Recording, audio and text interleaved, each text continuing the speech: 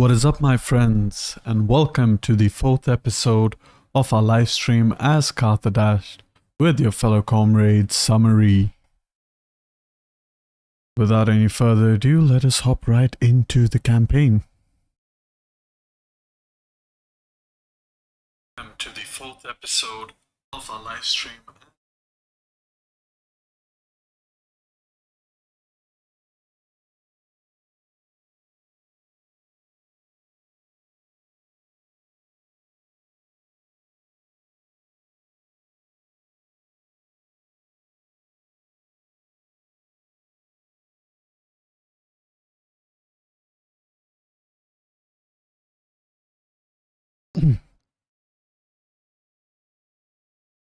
Alright, so here we are in the campaign. In the previous episode, we had taken over Magna Graecia, and we are in the process of slowly improving the public order and culture in Magna Graecia. Meanwhile, down in Hispania, we did manage to also conquer Iplacaea.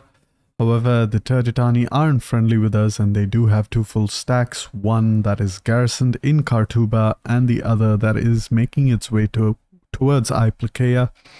However, we aren't at war with them just as yet. We are also kind of struggling a little bit with our politics. However, that is slightly improving. And we're going to have to keep a close eye for any political dissent. I did want to attack, meanwhile in Magna Graecia or in Italy, I did want to attack Rome. However, that army has moved back into Roma, and we are faced with a full stack that's coming in from Asculum. And as I mentioned in the previous episode, Beneventum is a strategic position on the map, and that's because now any Roman army can't really reach Taras or Cosentia without having taken over Beneventum, as our armies over here will prevent it. As you can see, the zone of control of Beneventum is pretty much covering all 4 passes. So before we go ahead and see what we can do with the Roman army, let us just have a quick look. And this Mauritania, right, do have a little bit of money, and we are bringing back some of our fleets to help govern the province of Africa to get more from our economy. Meanwhile, our fleet in the Tyrrhenum Sea has finally dealt with the pirates that were up here to the north. It was pretty hard struggle against the pirates, as most of you might recollect. I did lose a couple of admirals, if I'm not mistaken. However, that I think I am looking quite fine for the turn. Quickly gonna hide deceased. And what I really need is for another female character so I can begin the political game, as I do have the household trait Dread Cultist, which gives +4 zeal. In anticipation of this Roman army attacking Beneventum, I have attempted to put Army 1 Africa in an ambush stance, and we will end the turn and see what happens during the end turn.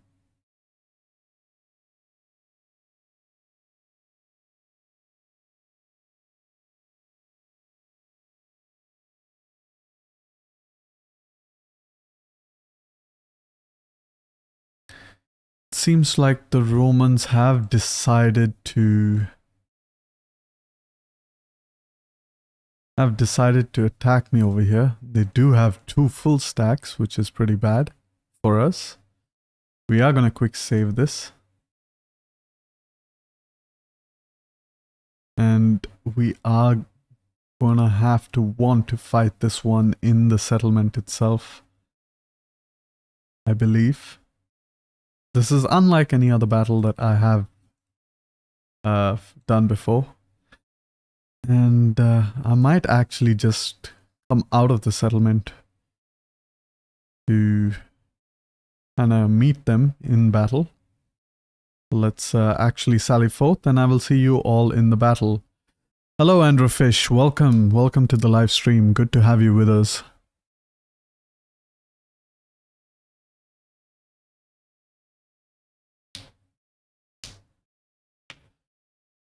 Our garrison army is fairly depleted. We are against 2 full Roman stacks. It's going to be a very difficult battle. They do have really good troops. These 2 guys over here are basically Triarii, and the remainder are Principes. They have some really good cavalry and some good Samnite warriors.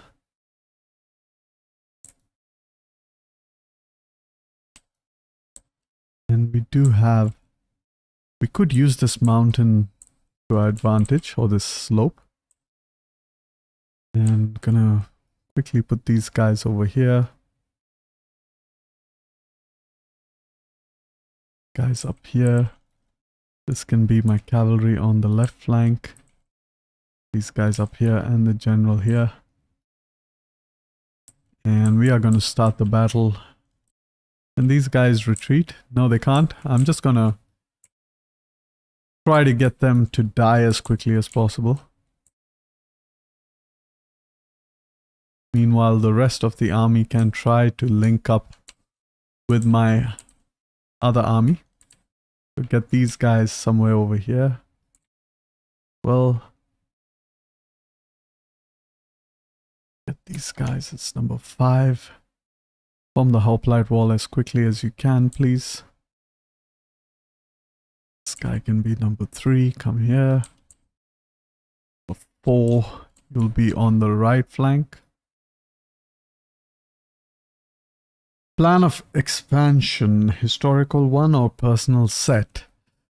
I don't really know a historical expansion for Carthage, because Carthage didn't really expand at all during this. I mean, they did manage to take a little bit of Iberia, if you can call that expansion.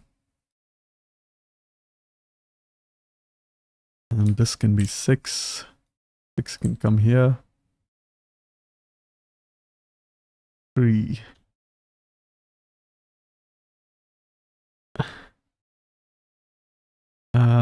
Want to get these archers into 2. Put them here.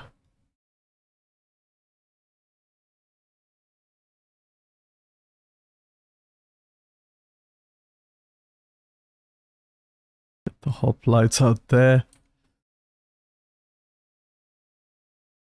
And okay.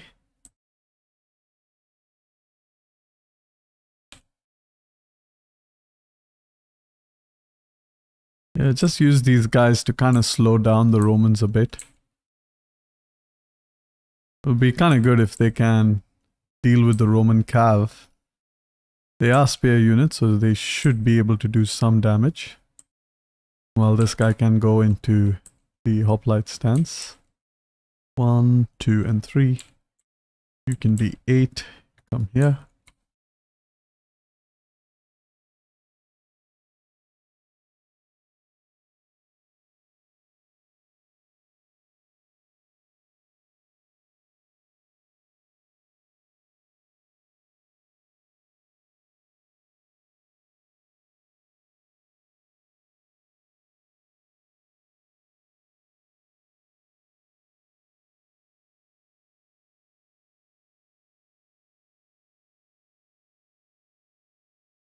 Get our elephants to charge real quick at that cavalry unit.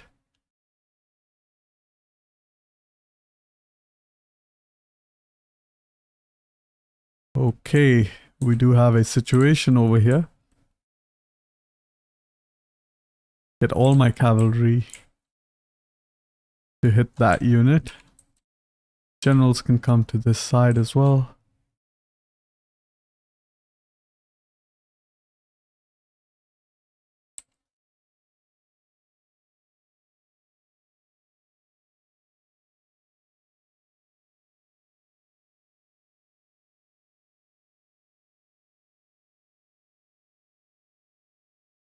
Okay.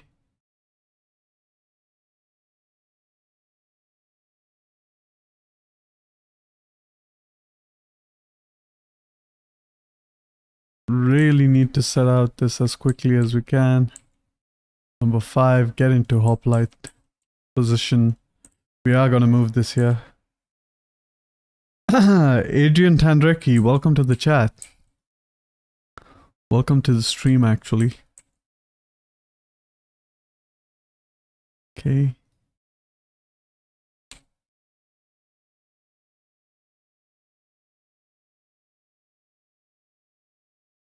Things are not looking good on that right flank.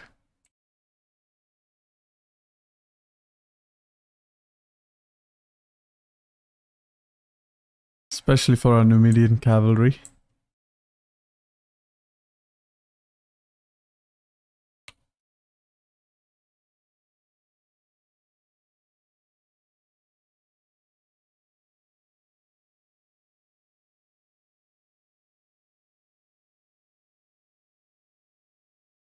These guys behind, generals come behind please. And the elephants as well. Move the elephants.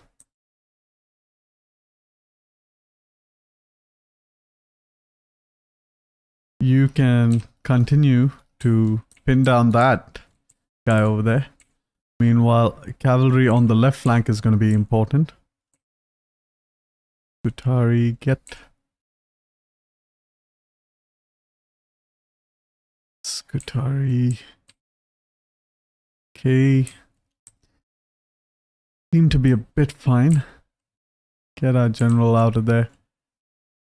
I want to move these elephants out. These two guys, come on, attack here. I really can't afford to lose that elephant unit.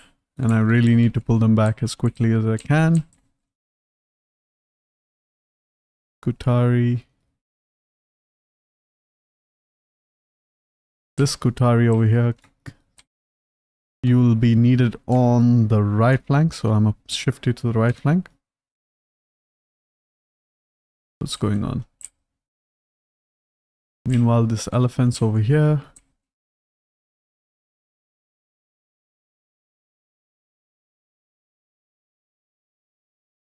Okay, great.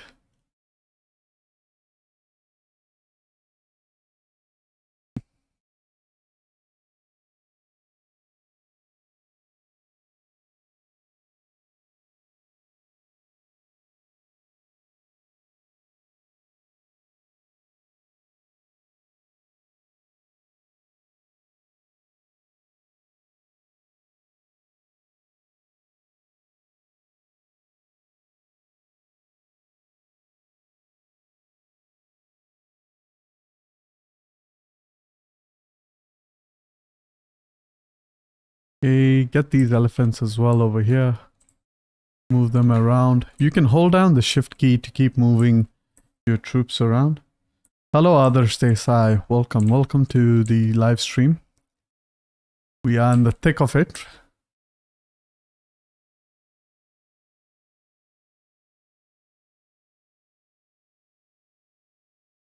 I thought these guys were on skirmish mode.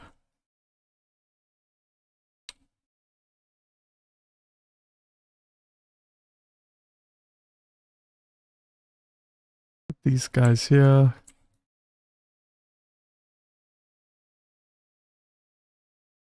Move our war elephants away. This right flank, I need to move my general out. Where are the other Scutari? Oh crap. Okay, you can come back. Pin these guys down.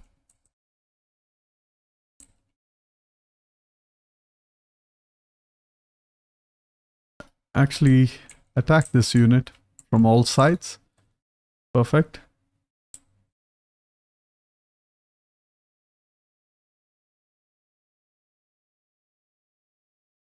Okay, our left flank, right flank is looking pretty bad.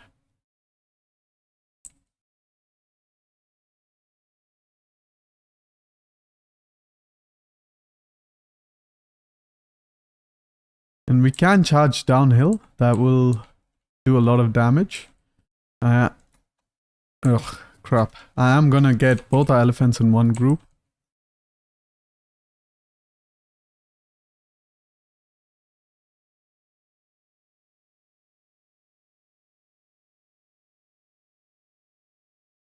Okay. General charge downhill.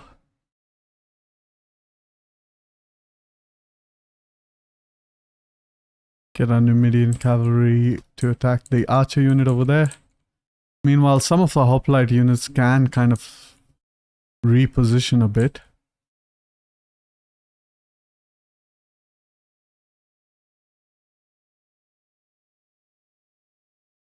Get our general.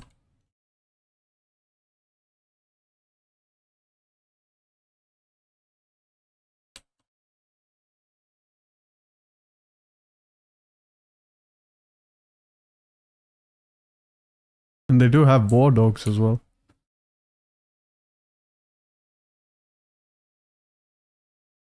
Select all of these units, come on.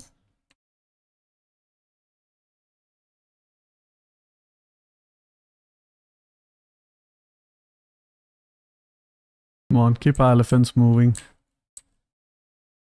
Move our general away.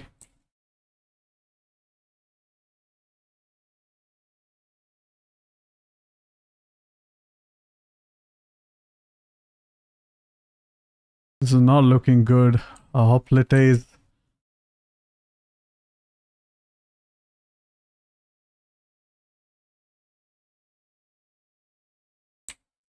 Come on. Elephants, come on.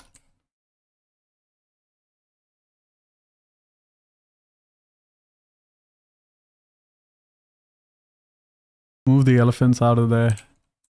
They're the only things that keeping this battle fairly decent. Come on.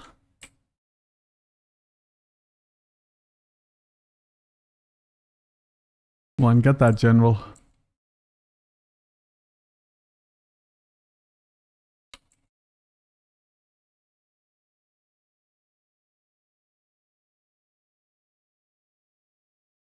Five. I need to reposition this army completely. Meanwhile, just use our archers to kind of hold those guys over there.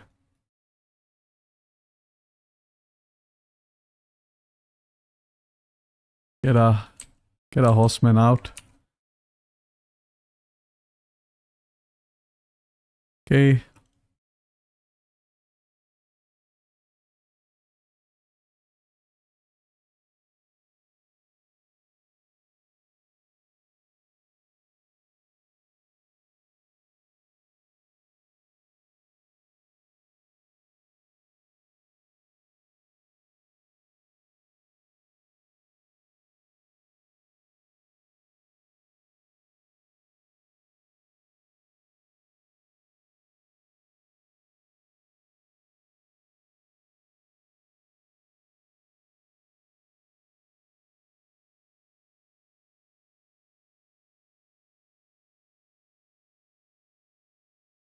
At summary, I just started playing Pergamon campaign and the most beautiful units of hoplites. Yeah, they are really beautiful. Actually, I really like Pergamon. They are really beautiful looking units.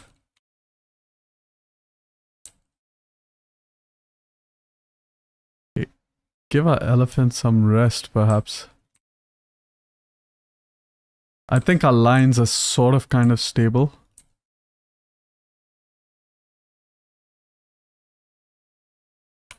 Get our archers behind. These guys can come around.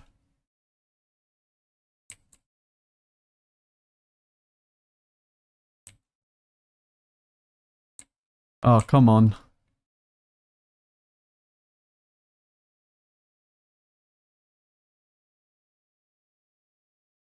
Get our archers behind.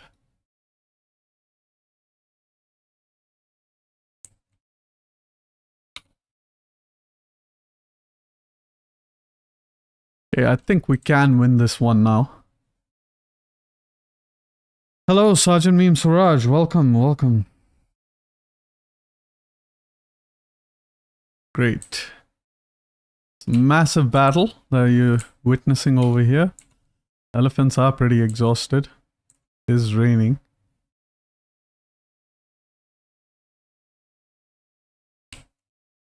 All right, all right, all right. Here we go. Massive rout over here. We do want to kill as much of this army as we can.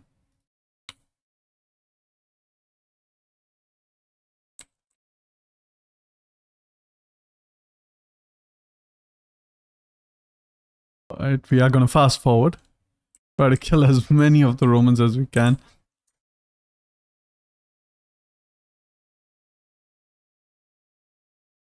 Massive victory. Excuse me. And get these guys over here. Can hit this guy. We did take some serious casualties, but this was a fairly tough battle, I'm not gonna lie. Usually I don't get to play a lot of tough battles, and that's because I really plan out my moves. However, we are taking on the might of Rome with just 1.5 army, which will be less after this battle. We might have lost a couple of units, especially our right flank crumbled. But just look at that carnage. Absolute, kind of like, again, kind of like Cannae. Like, we managed to eventually form a reverse crescent. Anyways, the battle is done, so I'll see you all in the campaign. Yeah, massive battle. We did take some casualties though.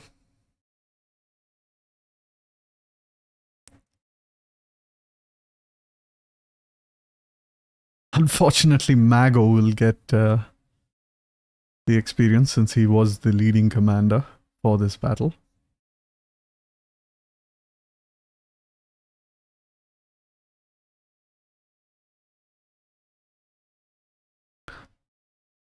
And really looking forward to seeing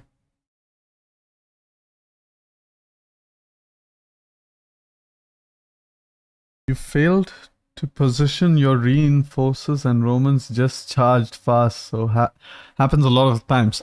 Yeah, that does happen, and what really sucks is that your reinforcements just enter the battlefield from such a random direction.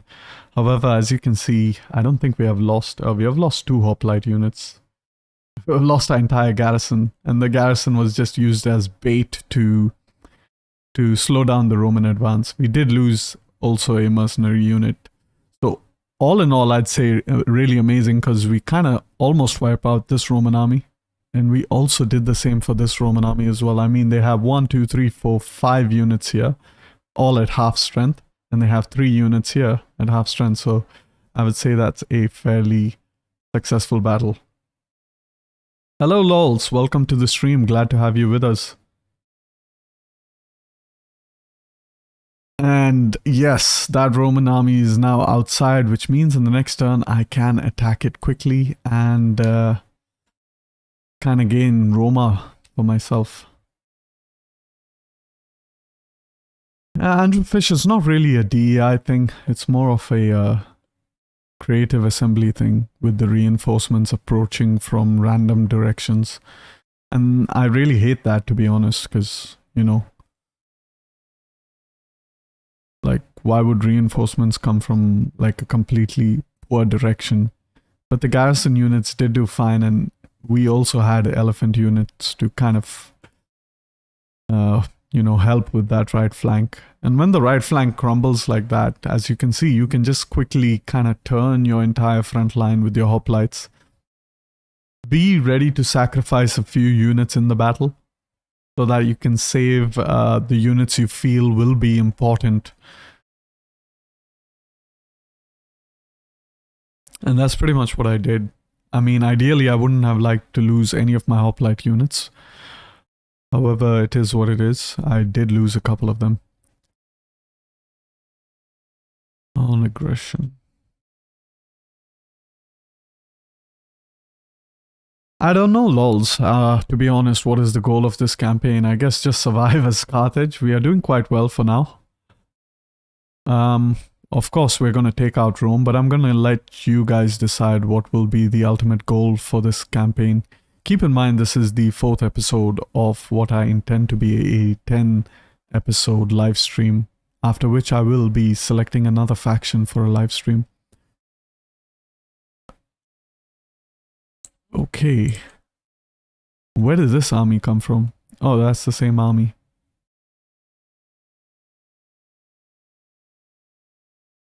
Right.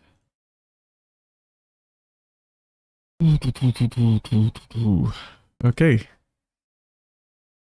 So, we want to merge this unit for sure. Get rid of these units as well. Too depleted to be of any good use. Meanwhile, I can recruit some of those amazing units that I was discussing over the Discord, but I think I don't have... Yeah, the Apulia Extraordinary. They're really good. I mean, 11 melee attack, 19 melee defense, of which they have insane shield value of 9, I believe, or 8, which is the highest shield value. So they're pretty good units. Meanwhile, I wanted to see where I can get those Brutian infantry. And can I get them from here? Yes, these are the Brutian infantry. Okay, that's quite overrated in my opinion. I mean, 9-3-20. I mean, 9-13-20, as you can see here. They do have hollow square and repel cavalry, which is quite useful. But stat-wise, our Scutari are better.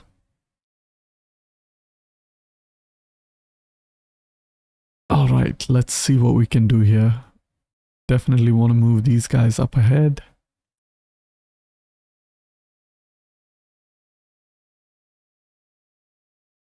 Just gonna have a quick look at the population over here. We can replenish in the next turn, however, I don't want Rome to kind of fall back onto Roma. I can attack them in this turn. So we get a couple of hoplites since we kind of lost our main hoplite wall. We do want 5. Now these guys have 33 armor, 820. These guys have... Why is this showing me as Veletes?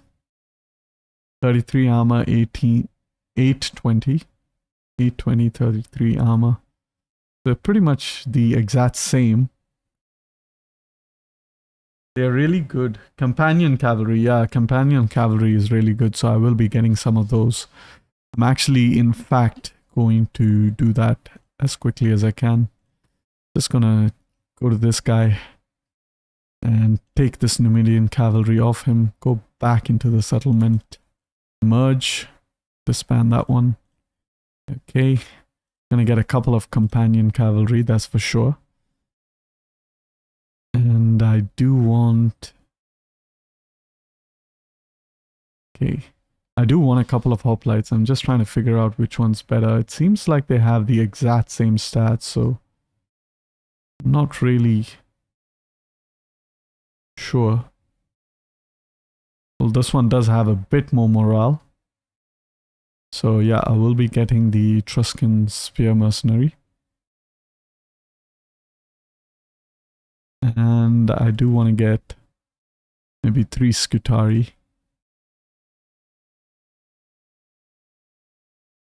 And with that, we do have some characters we can level up.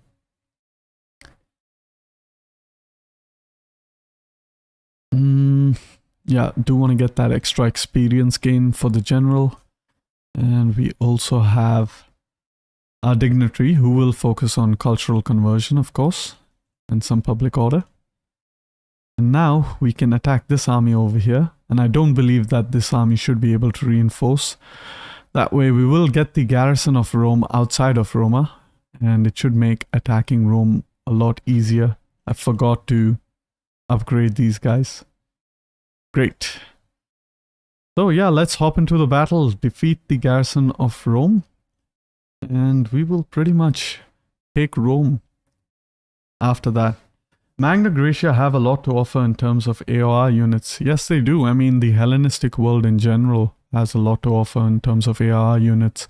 You have some of the best AOR units in the game. The Agrarian Axemen, one of my personal favorites. The Agrarian Axemen. And then you also have the Cretan Archers, you have the Rhodian slingers. So like, yeah, quite good AOR units. Rain. No, I don't want rain. Stop raining. Alright. Let's quickly go ahead and set up our army. And these guys will be our main hoplite.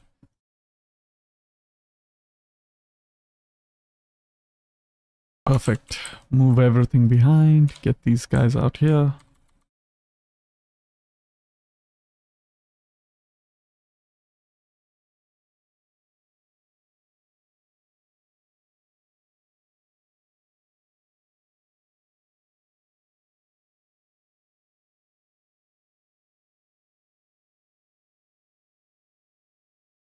Alright. I still don't know how to use Agrianians. Agrianians are really good at flanking Sergeant Meme Swaraj. They can easily get like over 300 to 400 kills, even if they fight pretty much like a quarter of the battle. And if you have them fighting for majority of the battle, they can easily... I've seen them go up to almost 1,000 kills. They are really powerful. This is a cavalry unit. Ah, they're all coming from behind me. Just go ahead, quickly charge over there. Select every unit except the ones that I have given orders to. And reposition my army. How's this unit not taking any damage?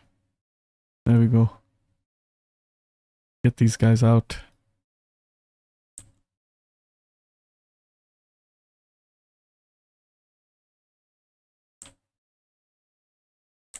Perfect. I want everyone to run actually. And two of you have done with the general. Perfect. Come back here.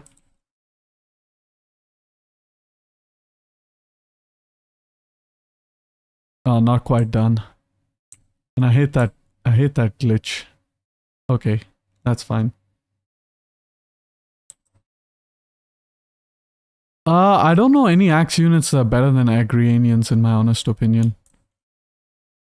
I'm not denying that there are any. There aren't any, but to my knowledge, I don't know. Like, I find Agrianians so cost effective, to be honest. Okay.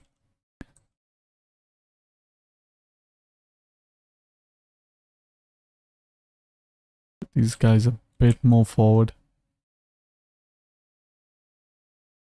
Okay, we're gonna slow down the battle now. The glitch I was talking about is sometimes your elephants just decide to, you know, break away from the main unit. And they just keep chasing a unit that's continuously, you know, routing or whatever, retreating. And I hate that because, you know, it kind of makes it a little bit difficult to control your elephant unit then. Oh, come on. What are these units? Slingers. Okay, so they shouldn't be much of a threat to our elephant units. Meanwhile, I do want my front line to move forward. Slowly, okay. Get these guys out. These guys can go all the way to the side.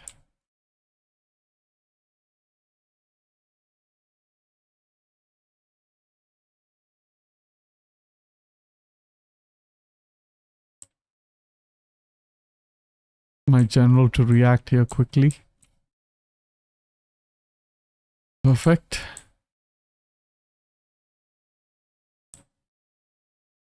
They're gonna get a nice charge on the flank.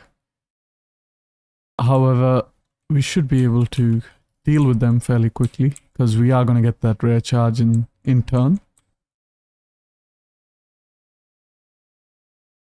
Perfect. Let's get our hoplite wall out in the front a bit more. Get these guys over here. Slowly make our way towards the enemy.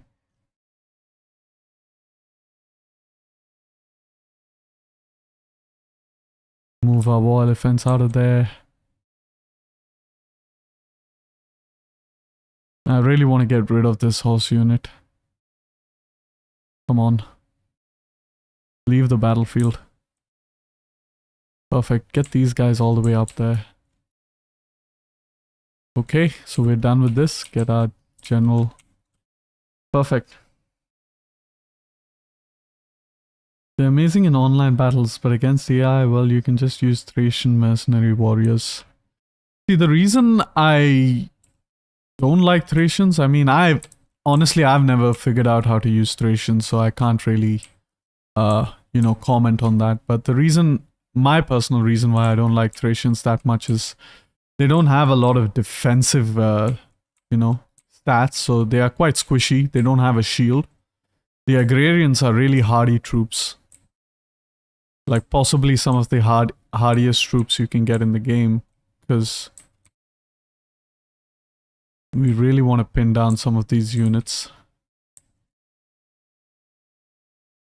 Get these elephants in there. Perfect.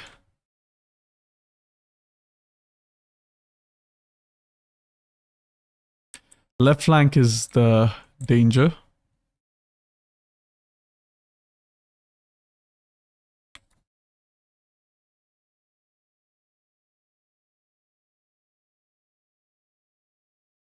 Get these guys out of there.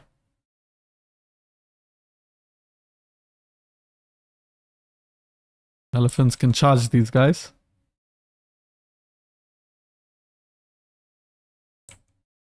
Yeah, these guys aren't going to stand a chance against elephants. This elephant can charge here, move these guys behind.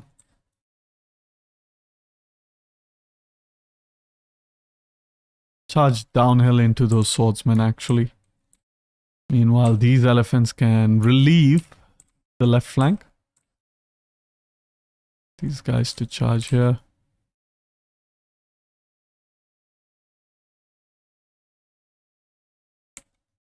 Move our elephants out.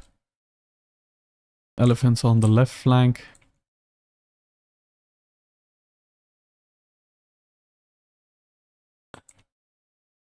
Oh, these companion cavalry are actually quite good.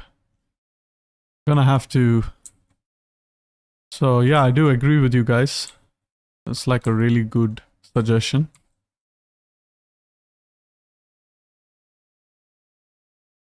And I completely forgot about my Numidian cavalry just because the companion cavalry have been so good. However, just gonna put them on melee mode. Make sure they can kill as many Romans as possible. We do want the siege to be easier. Just gonna fast forward. This battle is done and dusted.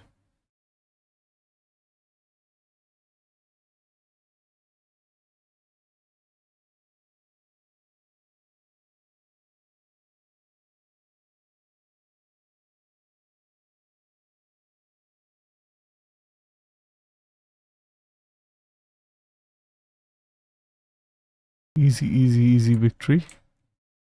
Get our swordsmen away. And you can click this button in the center to see all the enemy units that are routing. It will highlight them like that. So it makes it easier for you to spot these guys. So you can get these guys.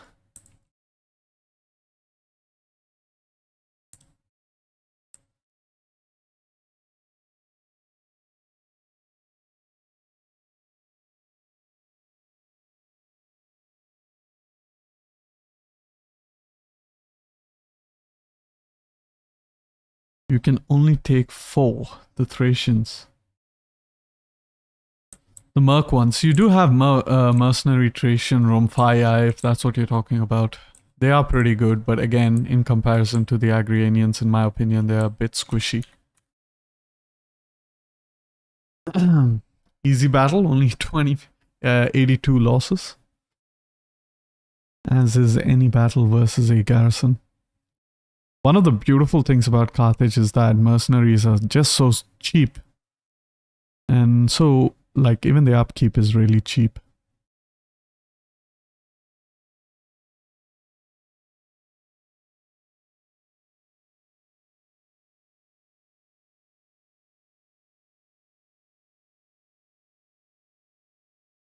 now be able to loot Rome as well. Bye-bye. Easy. Just gonna auto-resolve this. There's only one slinger. And we are gonna loot the settlement. And just like that, we have Rome.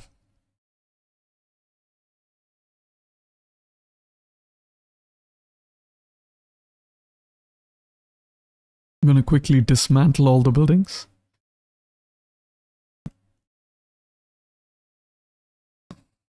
Perfect.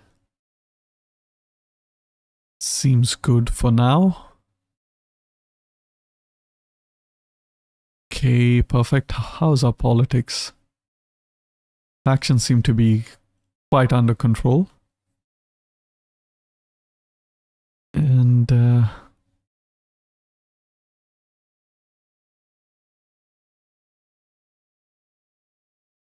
right, Beneventum has a full garrison now. So that's great. These guys, they can't deal with our Beneventum garrison, I'm guessing. 200 Carthaginian militia. Javelin men. I guess I'm gonna have to stay put. Just move our spy up north. Subjugate the last town.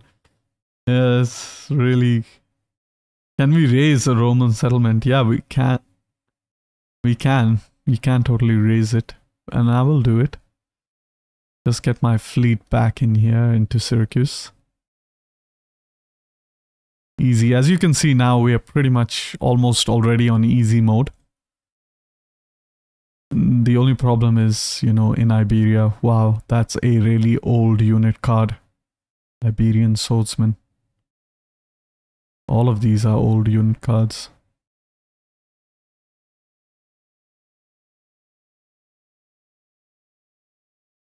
Right, what do I need to do now? Just have a look at public order. We are losing a bit over here. And can I get another dignitary? No, I can't. Where are all my dignitaries? Okay, so I have one here. And I have one here. So I do need this guy to come and govern the province of Roma. What mods am I using? It's a big mod list. If you want some more information, just have a look at my Mauryan campaign. And there's a in the description, there's a list of mods that I use. But the main overhaul mod is you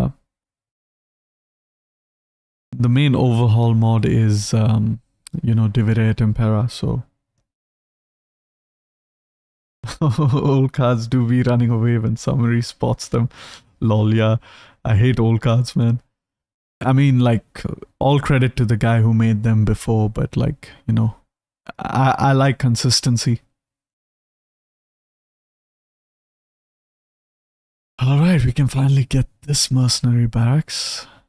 And I'm gonna build it. It's gonna take a long time for it to build, so I might as well build it right now.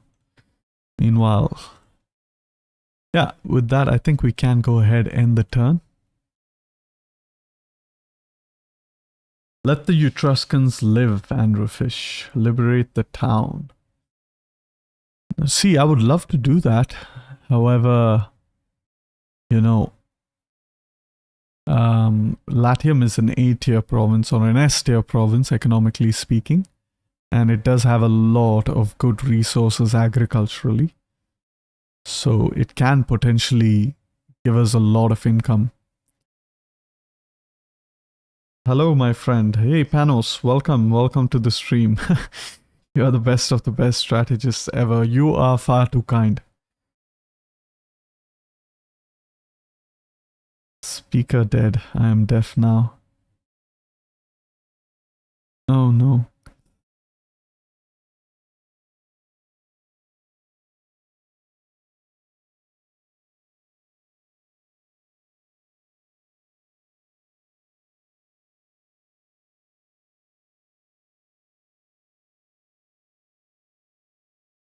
Seems like the Roman resistance is just gonna crumble now. I mean, we are past the turning point of the war, I'd say. I'd say the Punic War is all but done. After you take out Rome, wiping out the rest is easy. Very easy, actually.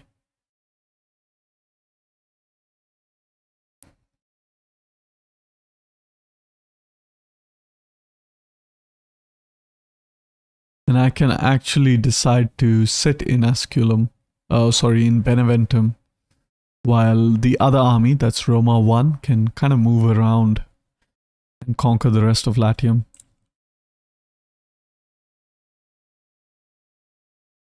Do want to upgrade these guys. Quick look at politics once again.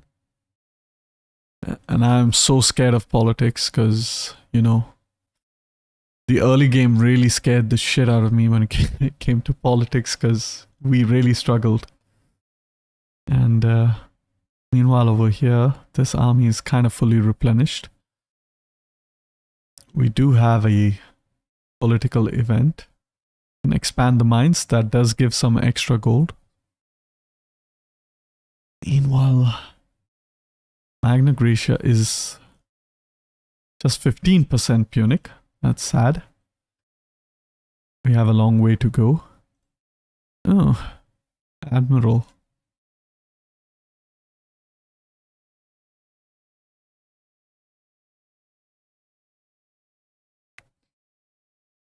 $14,000, so that's great. Just 3 more and our political parties in terms of technology will be fairly loyal to us. Can get some more cultural conversion, some empire maintenance as well.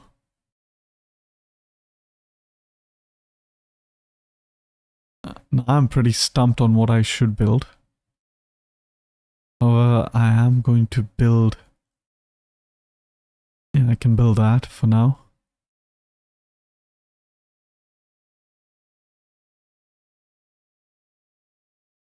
Right. What else can I build? Have a quick look. Update one city in Magna Graecia to use the AOR cav. They are amazing also. Okay. Let's see. Which AOR cav are we talking about? Are you talking about the Tarentine cavalry Androfish?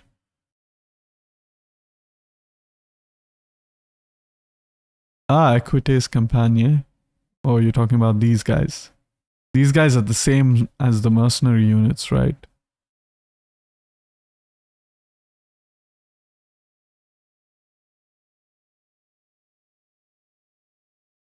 Equites Campania.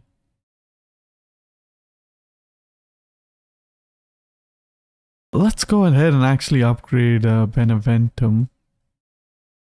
Because that is the closest settlement to Rome, so, you know, the extra garrison could be helpful.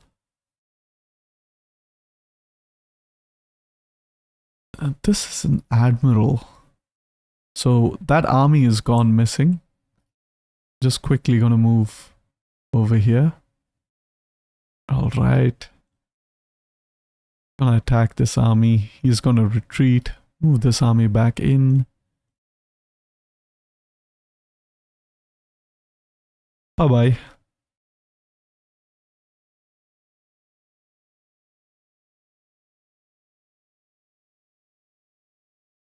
We can get some army traditions, so yeah, let's go ahead and do that. And I think I just want to save up on the money. Just have a quick look. Oh yes, we can build up Roma. So what I do want to do is I want to get that slave trader as quickly as possible, as well as that growth rate. Perfect. And with that, we can go ahead and end the turn once again. They are better. They have higher armor and they hit harder in melee. That's good. Good to know. Ah, peace. Will you become a satrap? No.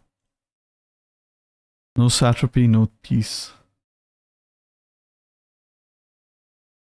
But no 360-degree javelin throw ability. Parthian shot, yeah. I think you mean Parthian shot.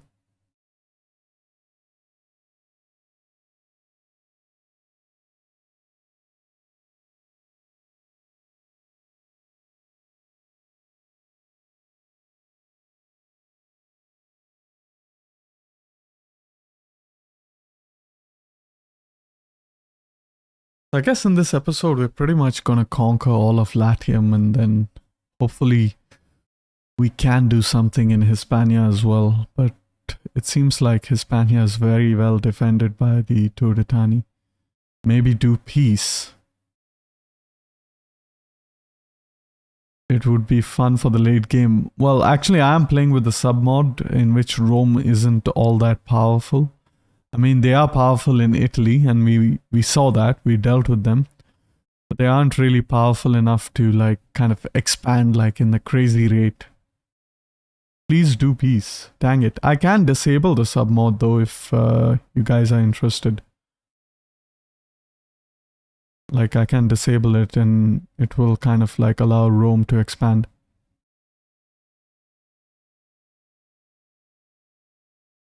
That's the only thing I do not like about the realistic expansion submod. While it does make Carthage a lot tougher and prevents Rome from snowballing into a massive empire within like 100 turns. The one thing is that Roma does kind of struggle. So yeah, let me know if peace it is. I will go ahead and offer Rome peace.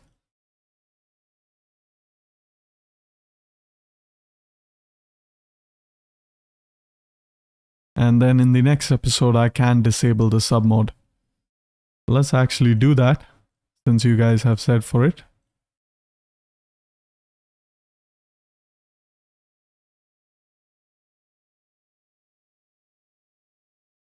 I need you to pay me for this.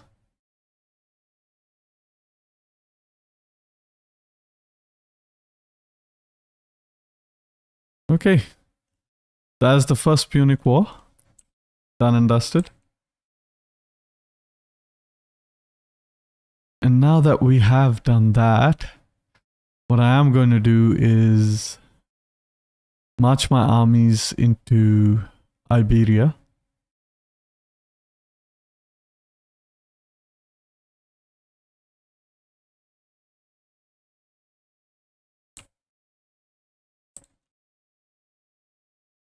Perfect. Yeah, it seems like we're doing good. That mod, do not use. You got a lot of issues, not only with Rome, and make things worse actually. Yeah, the only thing I really like about that mod, Andrew Fish, is I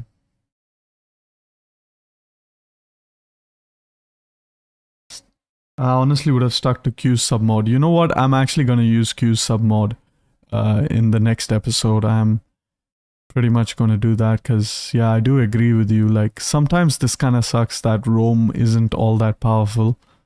But what I do like about this submod is that it keeps all the other factions small and you don't really get to see like Iceni owning all of Gaul and Germania.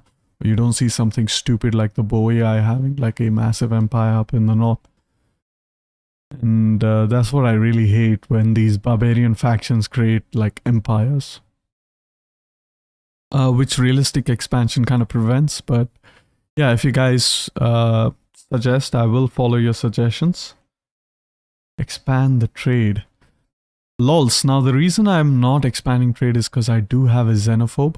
Once I'm able to murder this guy. Although he is already maxed out, so I could. You know what? I could next go to war with Epirus. Yeah, and that should be easy. What do you guys say?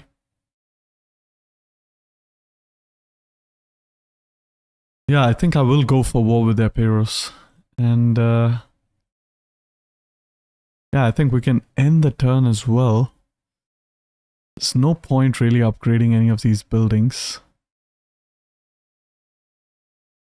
I could... Yeah, I don't really know what to do with my money for now. I just guess I will just keep them.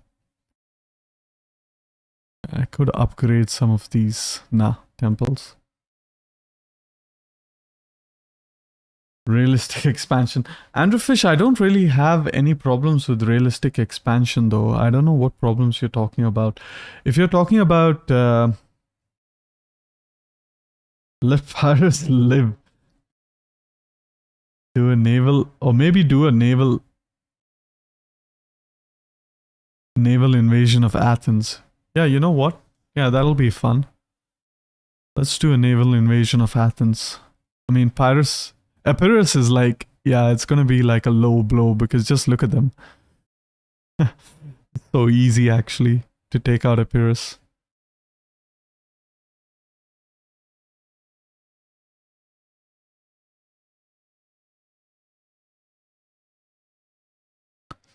You know what? I'm actually gonna play, like, you know, in my Mauryan Let's Play series, I actually turned off the submod realistic expansion, and because of that, you could see like Rome was humongous. Like pretty much owned the entire Western Hemisphere and even parts of Germania. Yeah, it does though, it does. I do agree with you, Andrew Fish. It does make it a bit static. What I would like is a mod that aims for a sweet middle spot. Guys, comment if you want Sergeant Meme Swaraj to to edit the realistic expansion submod. He can do it. He's a scripting genius. If anyone can do it, it's Sergeant Meme Swaraj. But it's like, I don't know, like a million lines of script. Age of Hellenism is better in this regard. I haven't really tried that mod, you know? It does change a lot of things, apart from just the auto-resolve.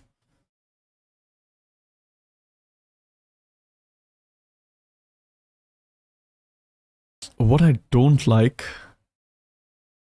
is the fact that this army is kind of like a bastardized army. In that it doesn't have a... I do have a bit of OCD, so just quickly going to sort that out. Get one more hoplite unit here. Perfect. And we can disband some of these mercs as well. Get one more Scutari. Maybe a couple of companion cavalry as well. Perfect. It makes this game... I would love to see you secure important ports and eventually make a trade empire economic victory. So yeah, I wouldn't mind doing that. Let's have a quick look at what is our trade empire victory. We need Syria, which is over here. Egyptos. Baetica, which we almost have. Narbonnesos.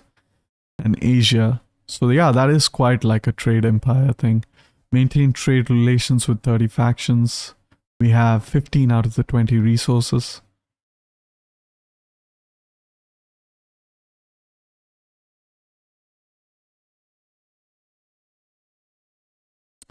Alright.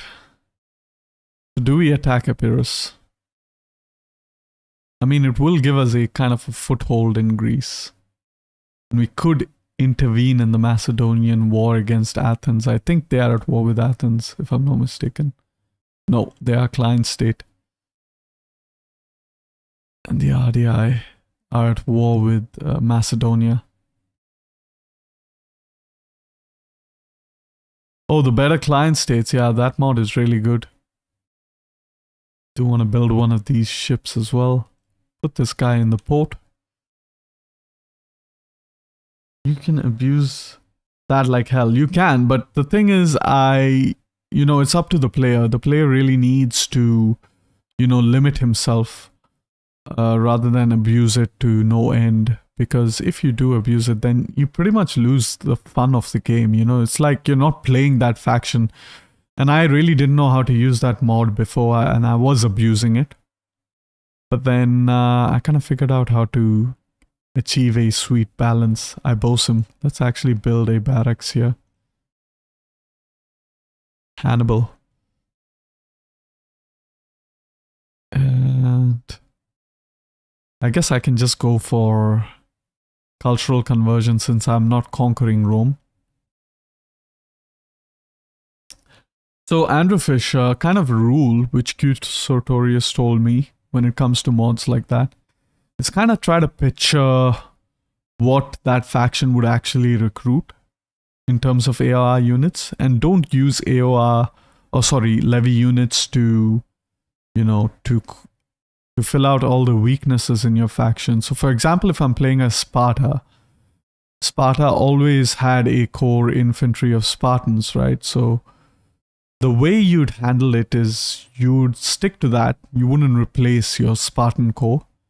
However, Sparta was known for using mercenaries to fulfill other support roles. So you would only get support roles from other factions. So you wouldn't like have Silver Shield pikemen for Sparta, because that would pretty much just take away the whole feel of playing as Sparta, you know. You would still have to be very careful with your infantry because they're mainly homoioi class or first class citizens. But at the same time, you can get like some better cavalry like Cappadocian cavalry, or you could get some, you know, Cretan archers and other sort of stuff that can complement your army, your core army. Like, for example, using the Nervii and that submode, you could technically get Roman legionaries. But that pretty much kills the immersion, doesn't it? So it does take a little bit of restraint or self-control. Great, so we have finished researching the loyalty.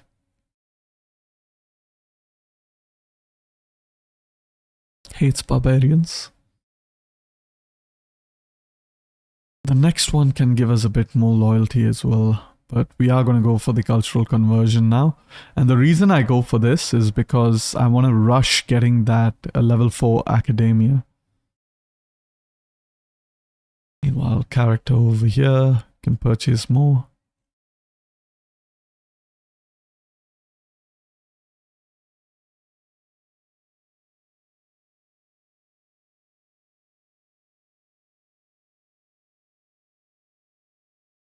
Latium. Definitely want to do that to prevent a rebellion.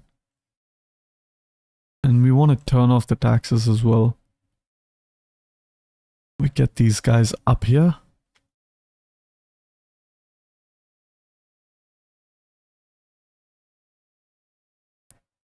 Can get a couple more hoplites as well over here. And we can... Oh, we already have a Numidian cav to the max. Let's move towards Epirus.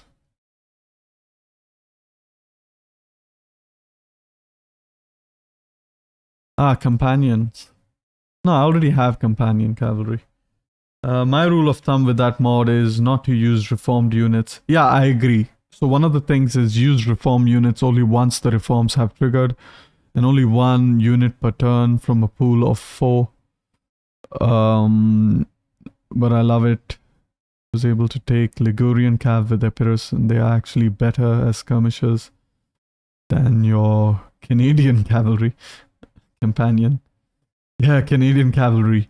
They actually are really strong Canadian cavalry because they ride on, they don't use horses, they use mooses. You know, moose, or I don't know what's the plural, mooses? Whatever, but that's kind of like this massive ass reindeer.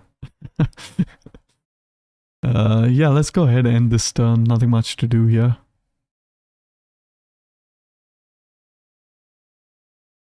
But yeah, I do agree with Sergeant Memes Faraj. You need to create rules in your head to prevent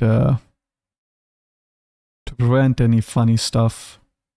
But I don't limit myself to 1 unit per turn because then it could take forever to fill out an army. I think Pyrrhus is already dead. I doubt he ever lives for this long. Got a garrison in here now.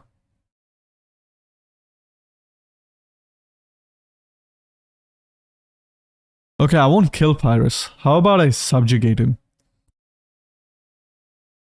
Because technically I can. Moose cavalry. Lols, we're just joking. For the lols.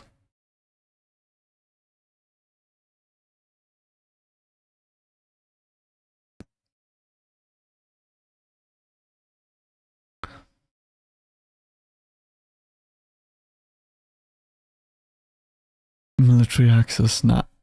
Don't want that.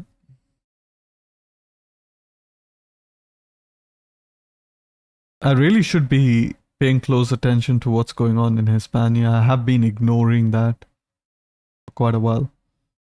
So I guess in the next turn I will quickly scroll over there, see what the hell's going on.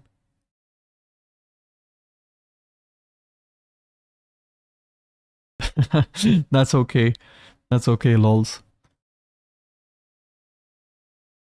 Alright, what do we have here? Ah, they have the agrarian axemen. Get these guys up here. And we can level up our champion as well.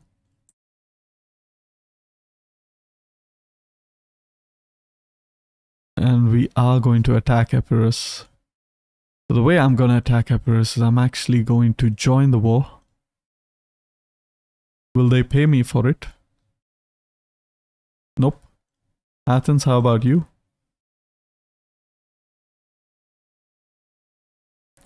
Will you pay me? Nope. Join war.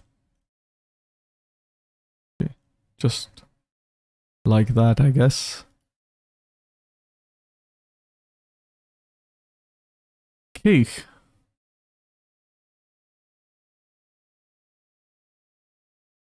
Now what do we need to do? Is one thing I realized is if I subjugate them, then pretty much will not be able to replenish because they are Greek. But I will subjugate them because I can get some good units from them. Let's go ahead and fight this battle. What I'll do is I'll actually move my fleet out since I don't want it to be a part of this battle. And let's see you all in the battle. I like that Carthage has mercenary veterans instead of champions. Is that a DEI feature? Mercenary veterans, not sure I understood you over there, lols. You mean like a mercenary barracks? That is DEI feature. Honestly, I can't really make comparisons a lot between DEI and the base game, and that is because I haven't really played the base game in like forever.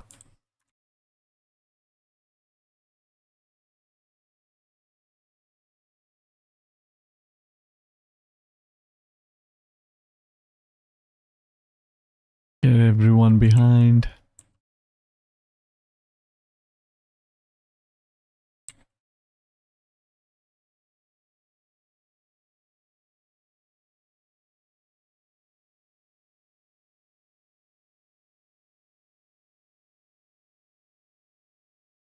Okay, let's start the battle.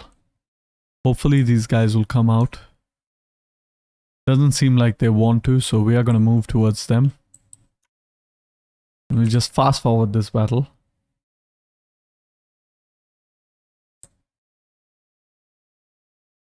We're just going to subjugate Epirus.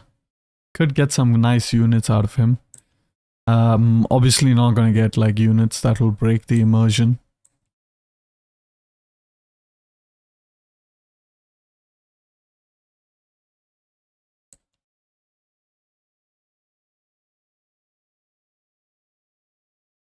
Quickly move up here. Archers can actually attack.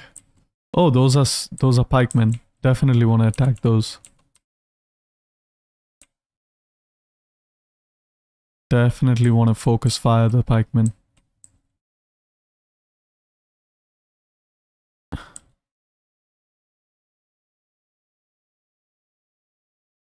Meanwhile, archers have landed as well.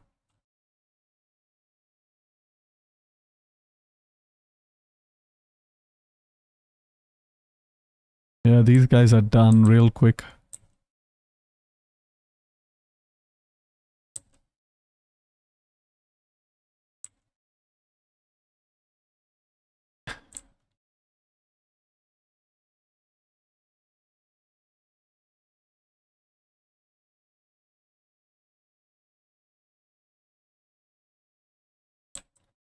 Okay. These guys behind.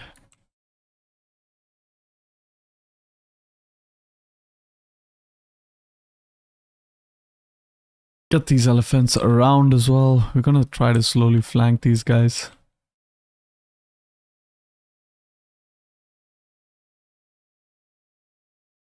We do have another bunch of pikemen over here.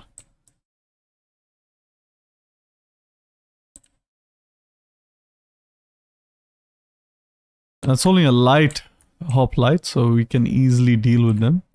We are going to move our left flank towards over there.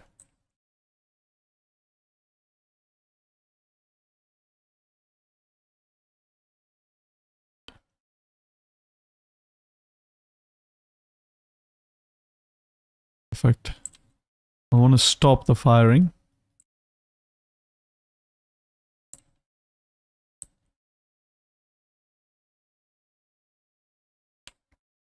Okay, we're going to hit the other pikemen.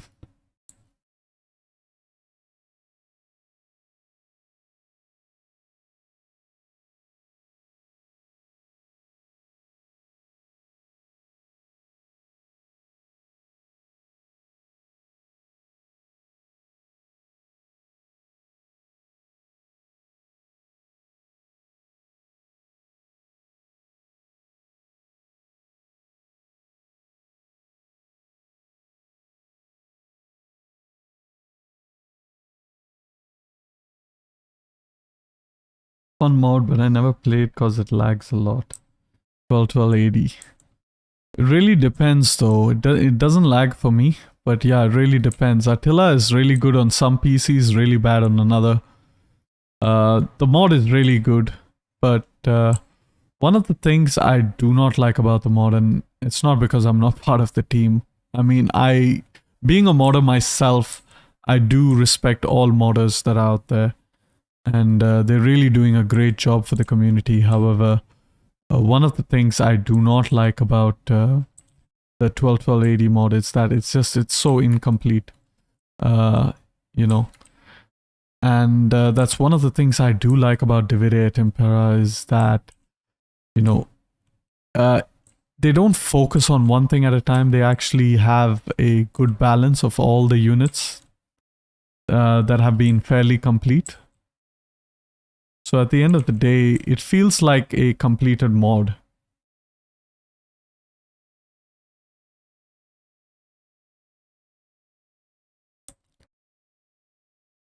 In Attila, actually, the best mod I like is actually Fall of the Eagles and Europa Perdita.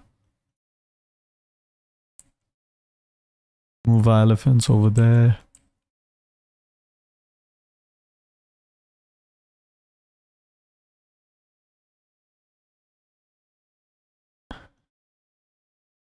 Yeah, this battle is done.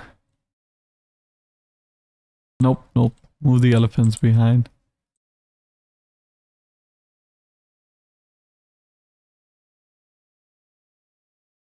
I think once I'm done with these guys, these hoplites will retreat as well.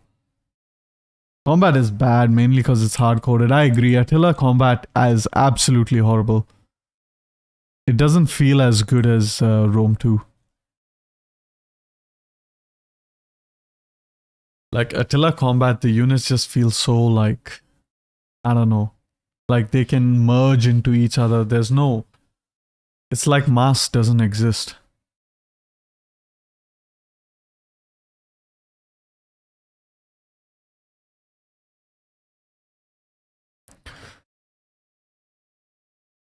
The thing with Divide et Impera, and I'd like to expand upon why I rank it really high, is because if we do not give people the insider information on what faction is being updated next, you guys would have absolutely no idea what faction is being updated next. And that is actually the beauty of Divide et Impera, is because it feels complete, yet after an update, there's just so much depth added in each update. Like, I mean, before 1.3.1, most of you would be like, yeah, okay, Moria is a completed faction, Parthia is a completed faction, Bactria is completed. Yet after 1.3.1, all three factions got quite significant changes, and it just felt like a lot more depth was added. But under no circumstances were the Mauryaans or the Parthians unplayable before 1.3.1. It's just that they are now more enjoyable. Alright, so we are going to go ahead and subjugate Epirus. Perfect.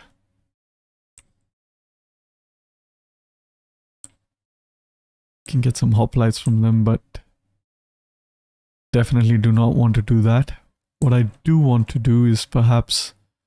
Can I move this army into the sea? Yes, I can.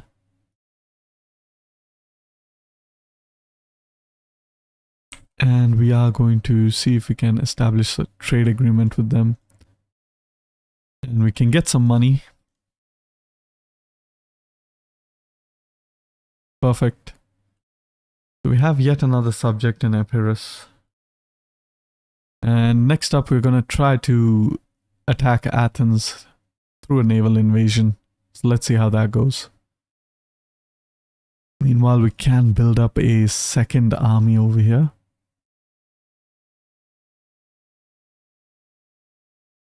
What do I need?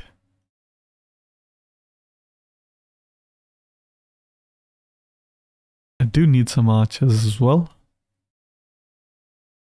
That's great. Meanwhile, over here, we can level up this character. Roma is a problem, actually. And I'm actually going to disband this building since we aren't really attacking Roma anymore. Might as well build a temple over there. Ah, as you can see, both of the armies have come here. So, yeah, we could be in for a pretty big battle soon if they decide to attack us. Let's actually see what's going on here. They're not at war with anyone. They probably hate us as well. And, I mean, I could fight against them, but it's not going to be easy.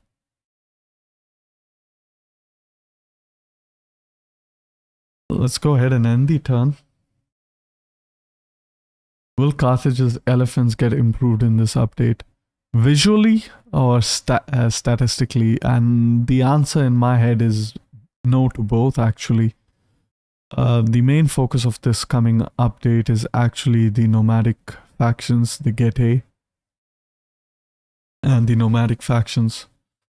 And here and there, a few factions from 1.3.1 are being kind of like polished a bit more. Carthage, I think, is in a very good position. It's quite complete. I mean, the only few things that I would change about Carthage is actually update their unit cards, perhaps.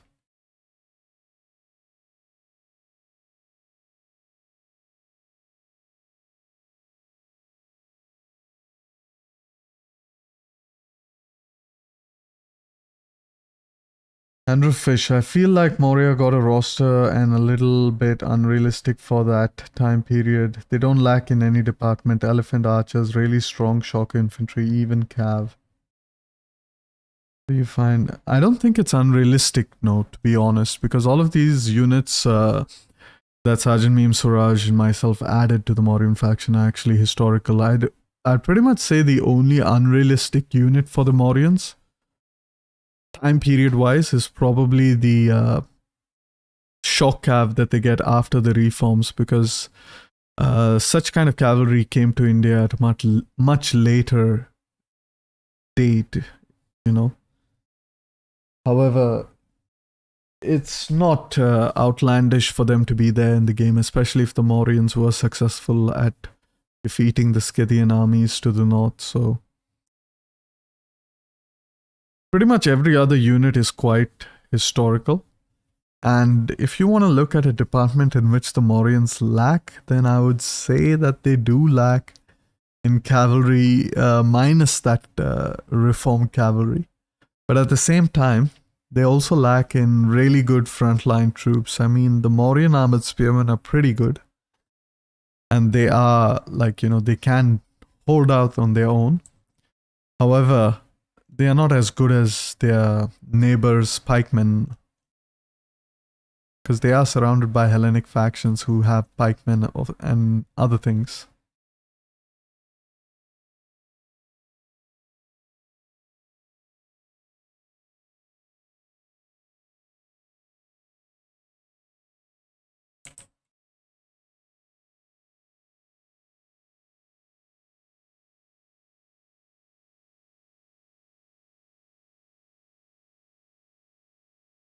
Okay. Alright, what do we have here? Can get another one of these archers. And then I need 2 more swordsmen. Amity. Italian mercenary swordsman. I could get the Brutii. Let's have a look at our politics as well. Seems to be under control for now. And Hamilcar has come of age, so I can marry him off.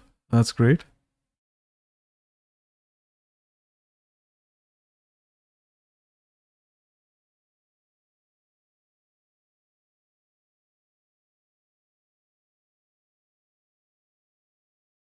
I wouldn't say the Mauryans are OP as such. I mean, any faction can be OP if you, like, apart from, like, obviously the Sparta and all. I think Sparta is trashed here. I would make, like, I would probably release, like, a tier list of factions, I think. But I think the Seleucids can be OP. The Egyptians, the Macedonians, the Romans, of course. Carthage can be OP. Parthia, any nomadic faction can be OP.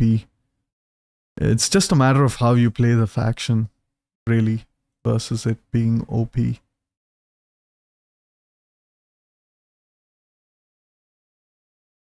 And what can I do here now? Get this +2 authority as well.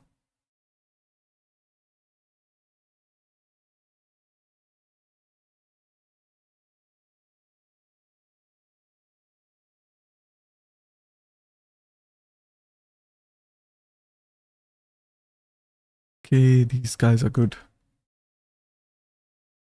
What's going on in Qarthadasht? Let's have a quick look at our buildings. Yes, we can build a temple over here. And food-wise, we're doing quite well. So I'm going to actually upgrade some of these buildings so that we get some more growth rate.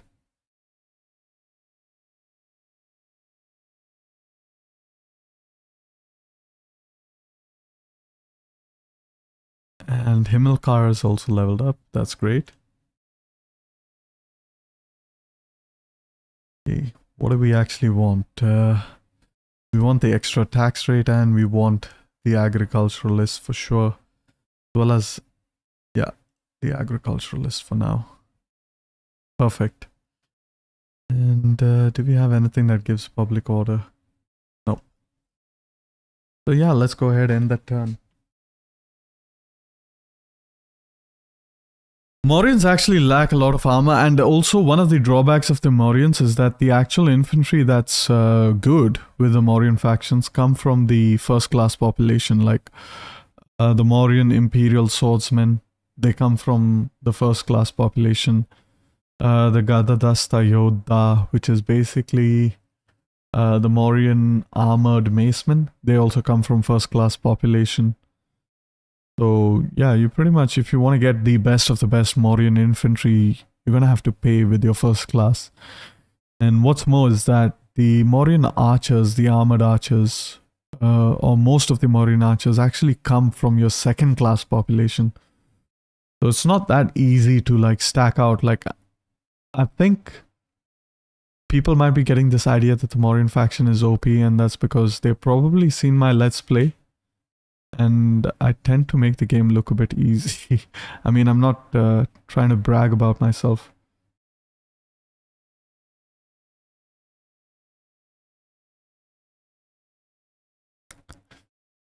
But yeah, you can, if you play your cards right, and if you do play slow and steady, you can really snowball and build up a powerful force. So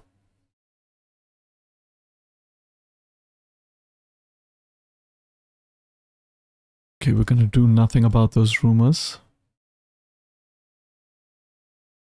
Some of the characters have leveled up, so let's see if we can take some things that would be useful. Meanwhile, can also level up this character, so that's good. What's the situation in Roma? Still not looking good.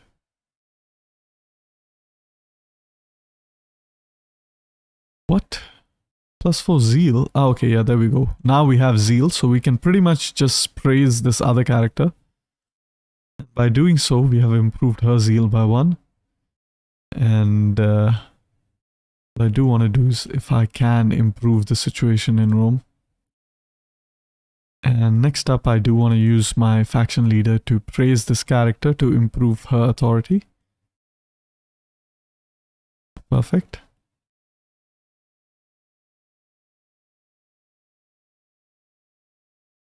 Attacking Athena will be tough, actually, because they do have... You know what? With Athena, I'm actually going to do a 2-pronged attack. Actually going to attack them with my fleet. So let's do that. Get rid of their garrison army. Can I get any like decent swordsmen? Put these guys in here in Roma.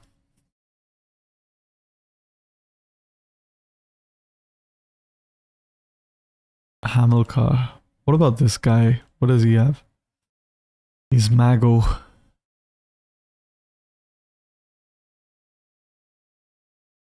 think I want to hire Hamilcar if I can as well.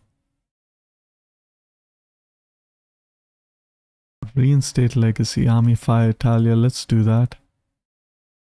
Put him up over there so that he gains some experience.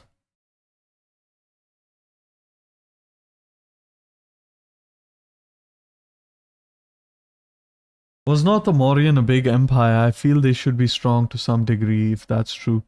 The Mauryans were, in history, India's largest empire ever. Even bigger than the British Empire in India, so the British Raj.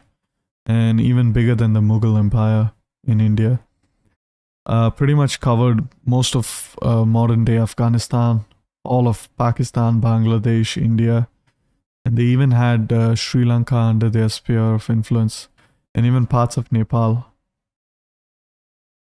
So the Mauryans were actually massive.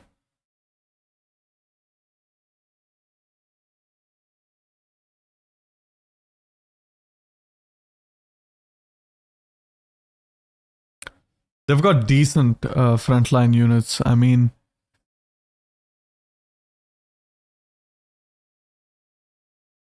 decent frontline units. The spear units are pretty good, actually, Andrefish. I'm not gonna lie, especially if you turn on that defensive formation, they get 40 armor, which is pretty powerful. However, they will get absolutely shredded by pikemen or hoplites. And also they are vulnerable to flanking attacks as well. They're actually less vulnerable than hoplites to flanking attacks, because defensive formation is so much more powerful.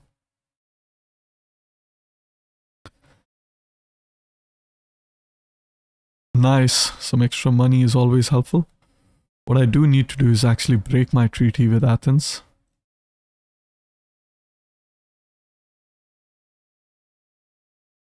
And it's only a trade treaty, so I guess I can technically attack Athens.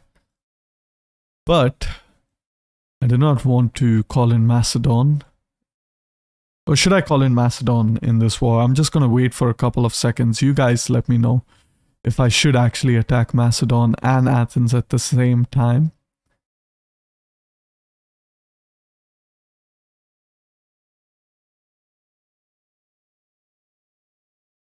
Ashoka the Great is the most praised Indian in Indian history, actually. I mean, even our Indian passports and our Indian national emblem is pretty much the emblem that Ashoka made, which is known as the Ashoka Stamb. It's a lions facing, 4 lions facing in each direction, north, south, east, and west. And yeah, Ashoka was really known for being the great because he kind of turned pacifist after his conquest of Kalinga, which was quite a mighty kingdom in its own right.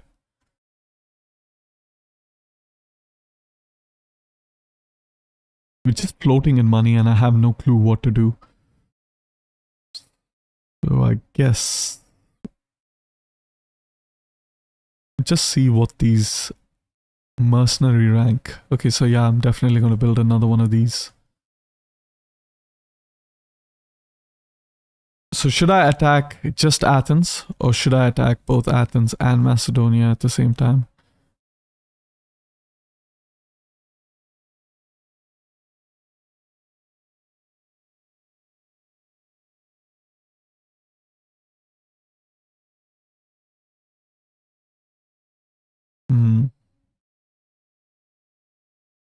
Antagonists are weak.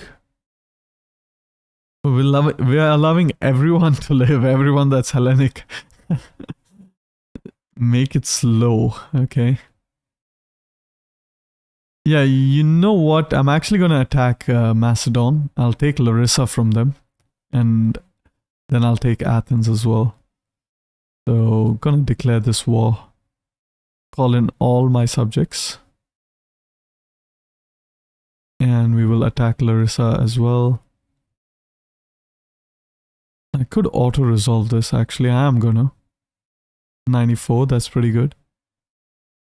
And I'm just... Should I loot? No, I'm just gonna peacefully occupy it.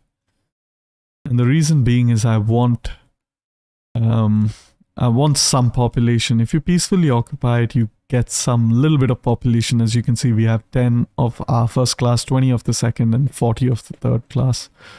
That's quite useful. But what I do want to do is I want to dismantle all the buildings. I can, however, just keep this one and build a precinct of Balhamon.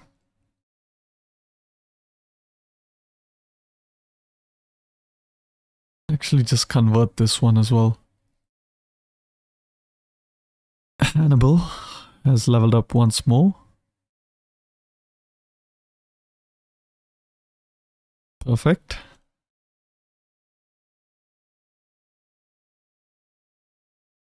Right. Do want to upgrade this. Switch this to a fishing port. Meanwhile, I was amazed to see a full history of Ashoka, and if the documentary was accurate and if the guy really existed, was semi-god tier. He was really good, but to be honest, his predecessors were also really good. Like, you know, his predecessors actually conquered a lot more than him. However, he is known for being the great because... And Qarthuba is actually Punic now. So, you know, attacking them might not be a bad idea. Let's have a quick look at our politics, because I do believe one of these pacifists. And there we go, that's a pacifist. So what I'm gonna do is... Can these guys... They can reach Applicaia. So what I'm gonna do is I'm gonna try to ambush one of these armies. Hopefully. Ambush percent chance 66. Put it on ambush. And we are going to declare war on the Turdetani. Perfect. And let's go ahead and end the turn. One of our armies has leveled up as well. We're going to get this extra upkeep and replenishment. Super powerful. Melee attack skill for all infantry. No, I guess that can wait. We'll get more missile for all infantry units. No, I think I'll go ahead and get that. Yeah, let's go ahead and end the turn.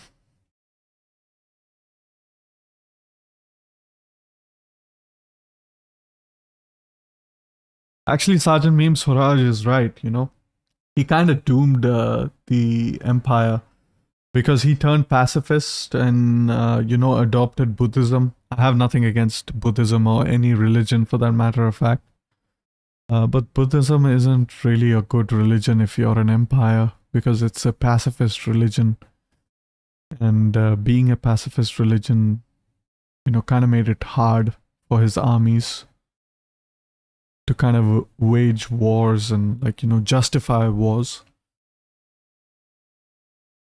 Like, I feel if Ashoka did not relent after the bloodshed of Kalinga and did not turn as Buddhist, he would have conquered a lot more in his lifetime.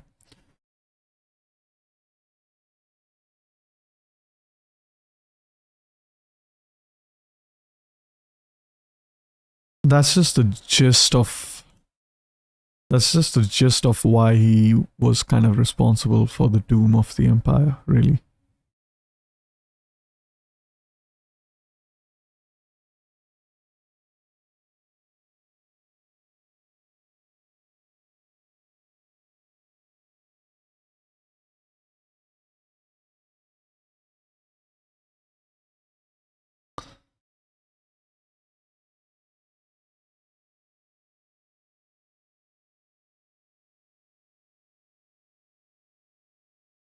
Mm-hmm.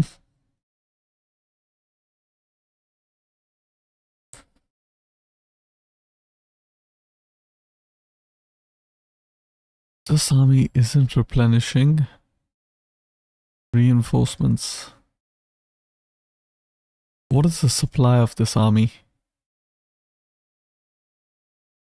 Okay.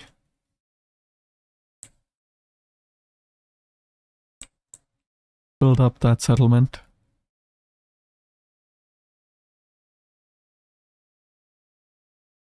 And meanwhile over here, can I recruit?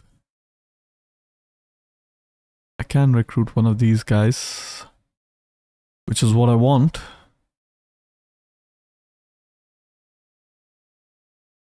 So yeah, we're almost done with this second army here. So that's great. Gonna put him on that patrol stance as well.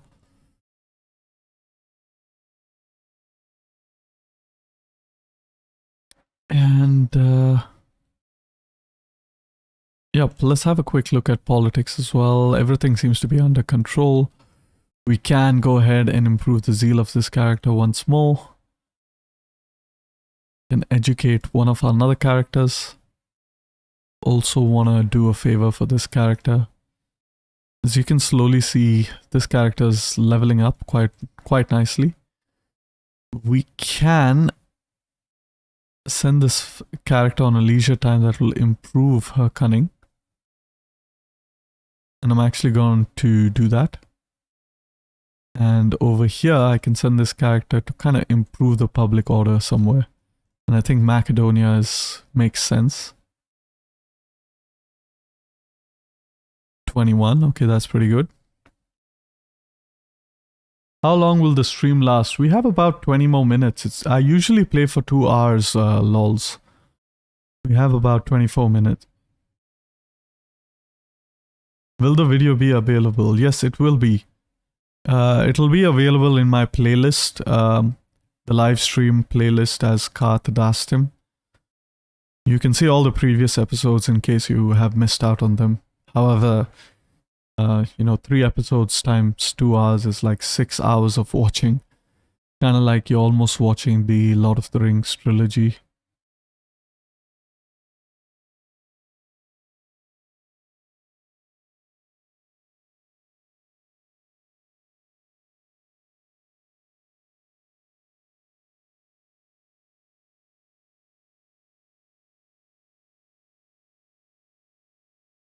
The Turdetani don't seem interested in trying to attack Hyperchaea for some reason. I mean, this is the second turn I'm at war with them.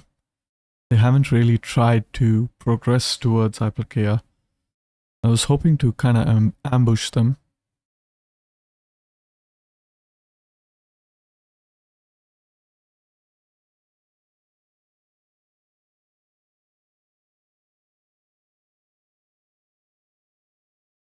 Let's see if they attack in this end turn. There we go, that's the Turdetani. So once again, they've decided not to attack. They might be actually going south. Should quickly have a look at what's going on in Hispania.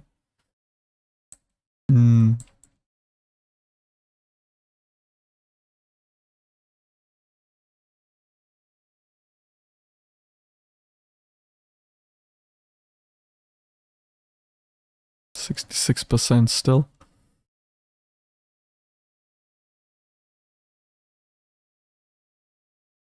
Meanwhile over here, I'm not entirely sure. Just go out a bit. Ooh. Yeah, that's pretty good. The RDI are attacking those guys, so that's great. Let's get these guys into Taras as well. Move this guy into Roma. We'll need him over there. And we can do some more politics as well. Let's go ahead and do that. And educate another character. Have to go now, guys. Take care and see ya. See ya, Andrew. Thank you for logging in and watching the episode. Good night, good night, good night, you guys. The episode is almost done. There isn't much left to it, or much left to do in it. We're just gonna go ahead and build up a Precinct of Balhamon over here to help with that cultural conversion. 14 versus 22. And yeah, I'm gonna do some politics as well once more.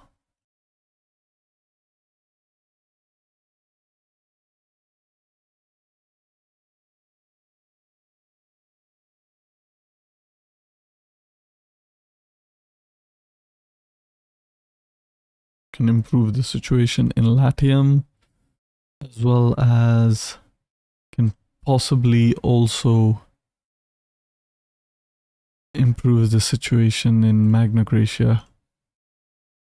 And lastly, I also want to improve the situation in Sardinia.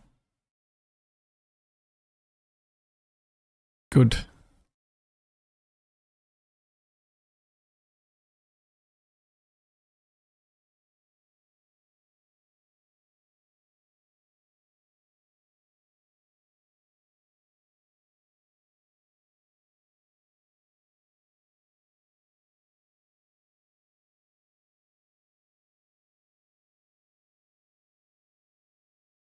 Looks like Roma actually conquered Genoa.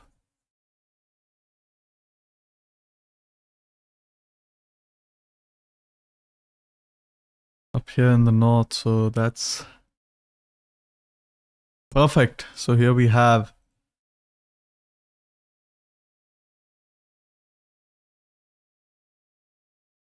a naval battle against Athens, and we're gonna fight it. We're gonna kill most of the army. And we should be able to take out Athens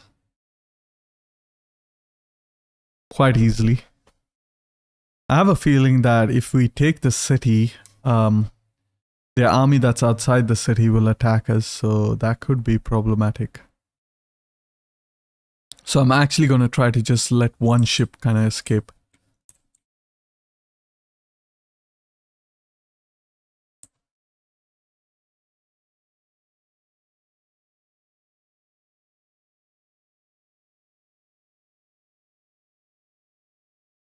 Go ahead and start the battle.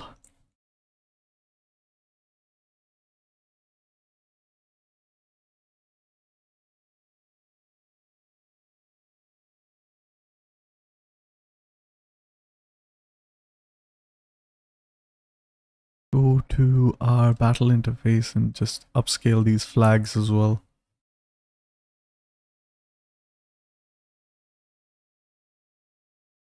Perfect. Fast forward over here.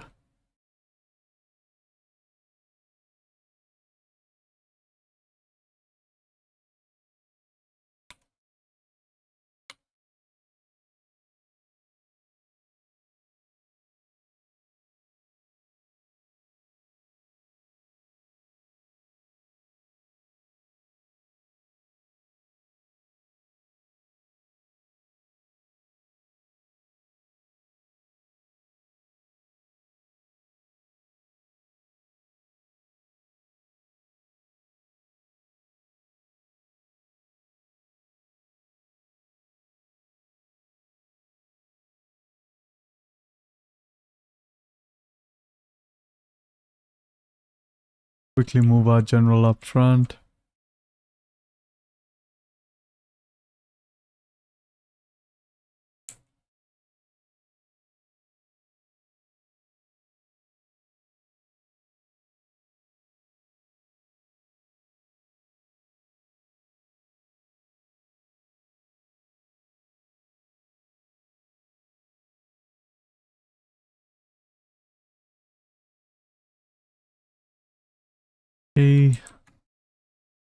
quickly wrap up this.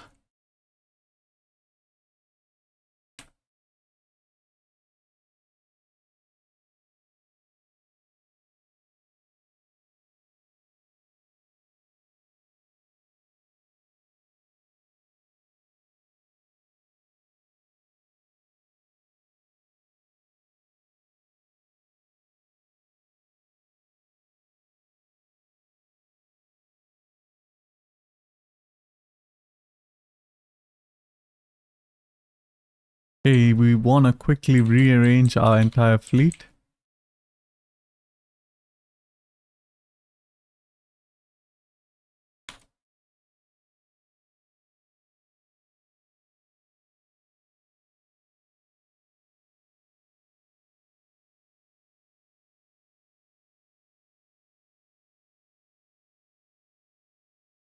Slow down the battle. And we can start once again attacking the enemy.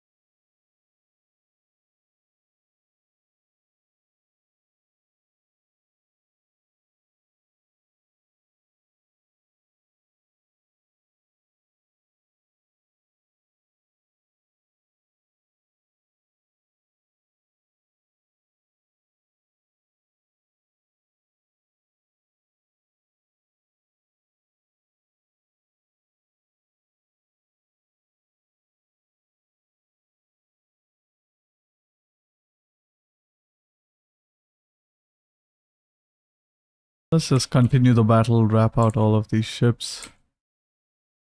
Keep in mind we do want to spare one ship.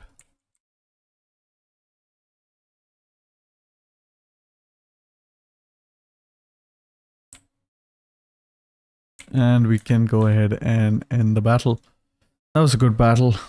Killed off pretty much almost all of Athens. We did spare one because we don't want to be attacked by the army outside the city. And in the next turn, we can pretty much take over Athens. After which, I will call it a day. I guess, I mean, we still possibly have one more battle to fight if the Qarthadadtim fall into our ambush. So we'll have to see if that happens.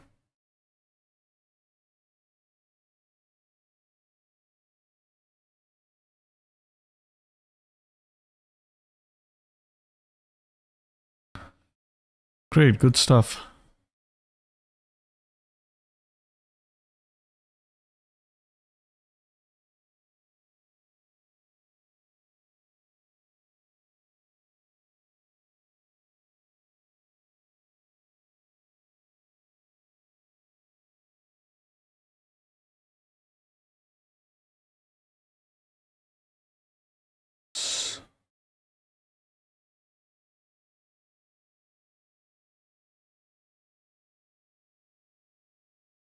Great stuff here. I mean, like, I really like how this campaign is shaping out. I mean, we have defeated Rome fairly early on. They still exist though.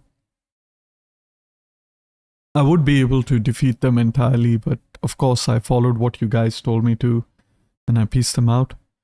And actually in the next episode I will turn off realistic expansion so that the Romans grow to a larger size.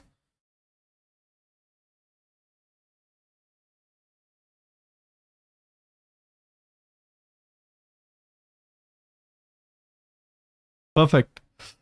The Qarthadadtim have walked into our trap. However, they are only intercepted, not ambushed. So I'll see you all in the battle.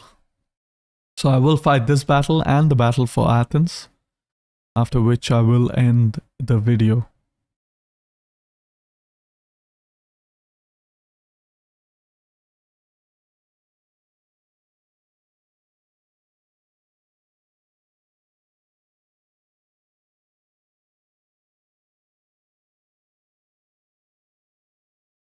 Okay, so here we are in the battle. Let's begin deploying.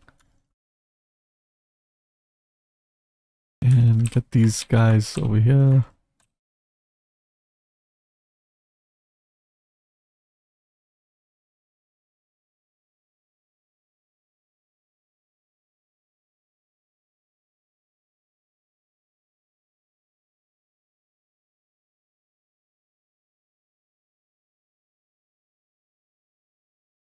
Alright, let's start the battle. I'm gonna fast forward it a bit over here. They are intercepted, which means we are the attacking army, so we'll have to move up.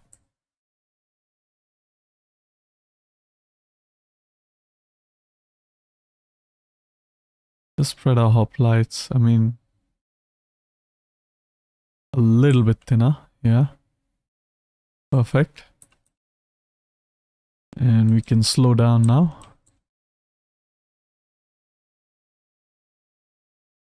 I'm gonna move our war elephants somewhere over there. Move this cavalry over here.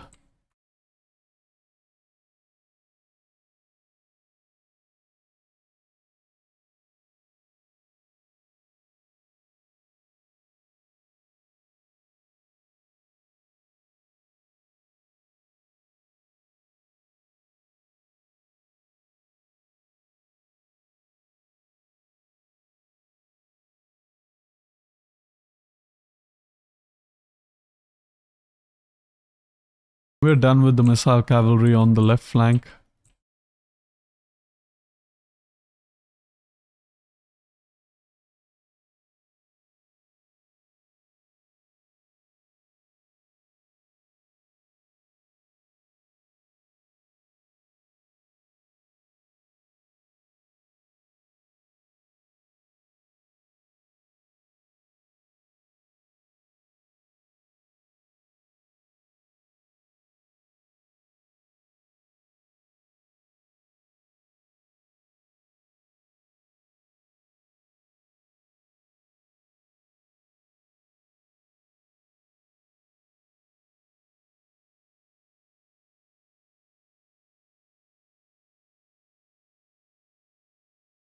Okay, right flank seems fine.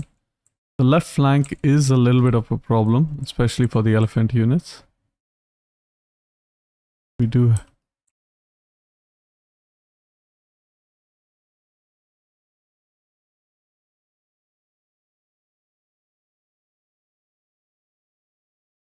Okay.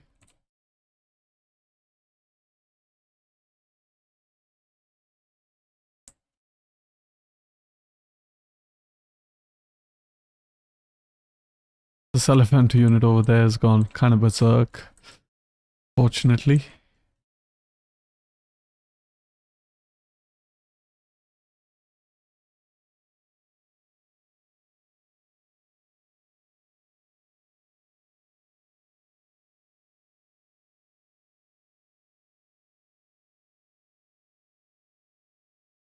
I don't know why it's still berserk, but okay.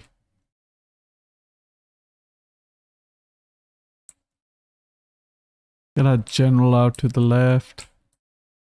Hoplites can move up. And we can move our left and right flanks as well.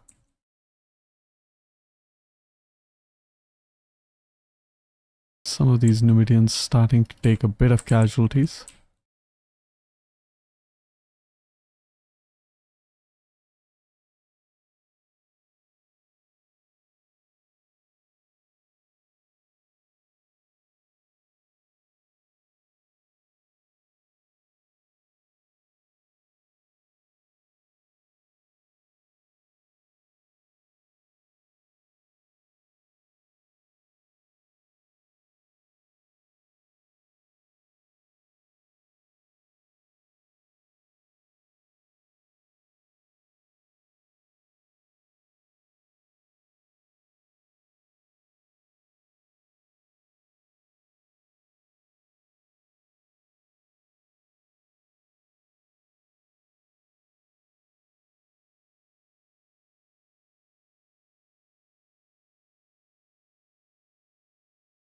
Okay.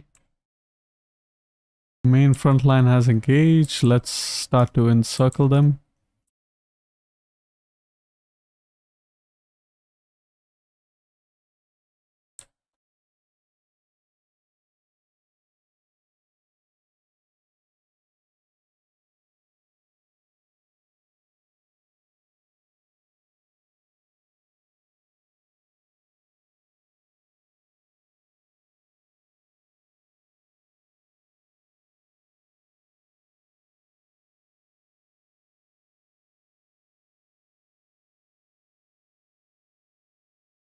Okay, this elephant gets a nice rear charge. Move the cavalry back.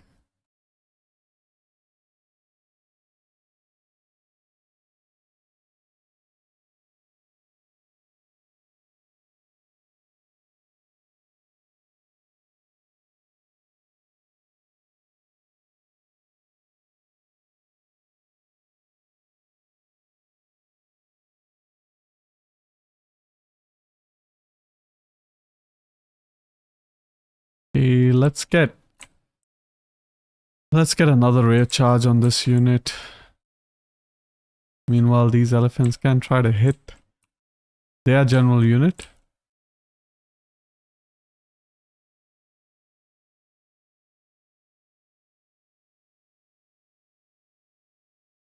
Can fast forward a bit over here.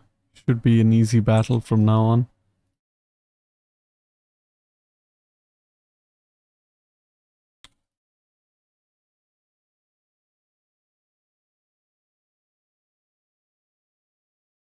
Can end the battle.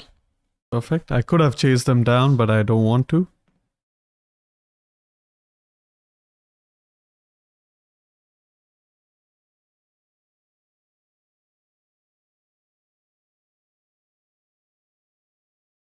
The reason being is I don't want to eliminate the army. I want it to be depleted and stay in this region so that they cannot recruit a new army in their capital at Qarthadastim.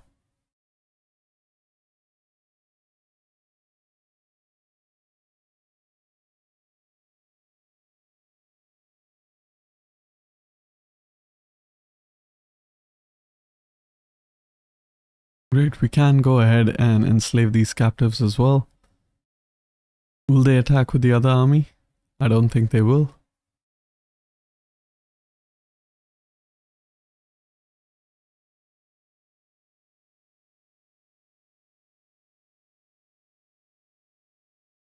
Great, so we can go ahead quickly level up our characters as well.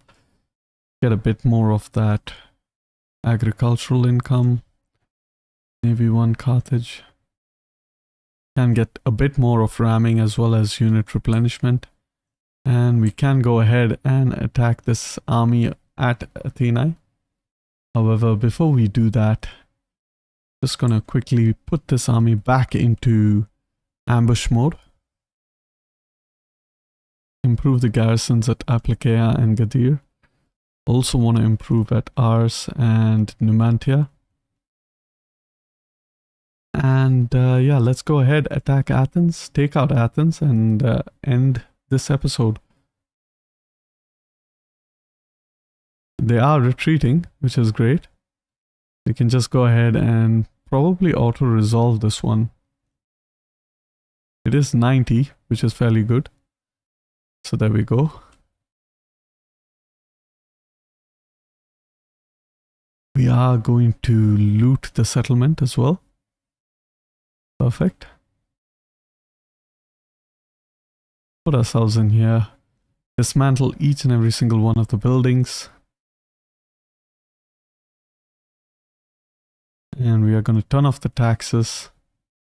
And I do believe Athens should be wiped out if I'm not mistaken. Let's have a quick look and see. Oh, they're over here. They do have a small fleet, not that big. Meanwhile, this army over here, still waiting on that final Scutarii. After which I can have a second army in Hellas, which is going to be very helpful.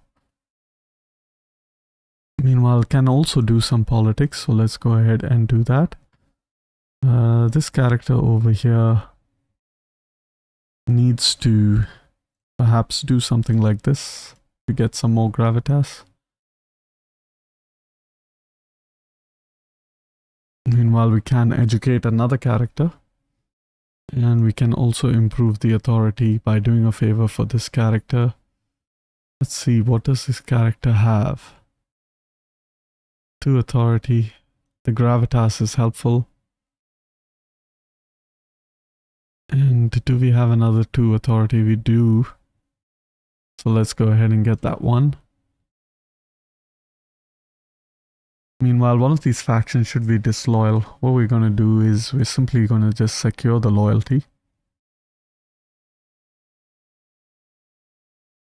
And are we close to Imperium level 5? We are really close to Imperium level 5. And that could be a problem because that will further decrease the loyalty of our party members. So I'm guessing Hannibal has to die soon so that cautious, disciplined abstemious. So I guess this guy will be a better faction leader.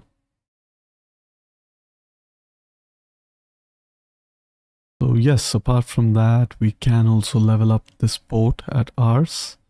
Definitely want to do that. Build up over here. Actually, you know what? I'm not gonna level that up. Since we do have another level, we can level up in Carthage. I'm going to do that and build a temple over there. And with that, it seems like I am ready to end this video. So let's just go ahead and quickly save up. Carthage 05 for the next episode. And in the next episode, I will disable that submod realistic expansion so that Rome can begin expanding quite well. And yeah. And yeah, so thank you all for watching. Hope you all enjoyed. And if you liked the video, please like the video. And don't forget to subscribe if you are interested for more. Peace and love.